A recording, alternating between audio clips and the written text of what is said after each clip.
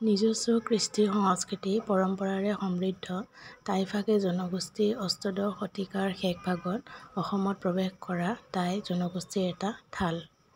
অসমলৈ অহাৰ পূৰ্বে টাইফাকেসকলে ম্যানমাৰৰ অন্তৰ্গত হুকুং উপত্যকাত মৌফাকে নামে এখন ৰাজ্য পাতি বাস কৰিছিল। ১৭৭৪ খ্ৰীষ্টাব্দত ব্ৰহ্মদেশৰ ৰজা টাইফাকেসকলে নামজিকৰ পৰা আহি প্ৰথমে মাৰ্ঘেৰিটাত গাঁও প্ৰতিষ্ঠা কৰে।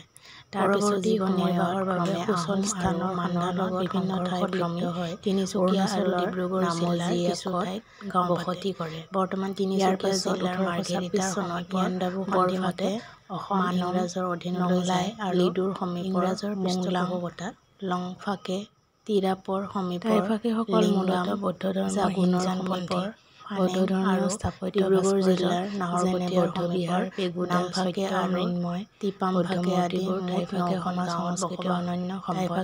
তদুপৰি পৰম্পৰাগত জনবিশ্বাস পূজা পাতল আদিও মাজে সময়ে পালন কৰা দেখা যায়।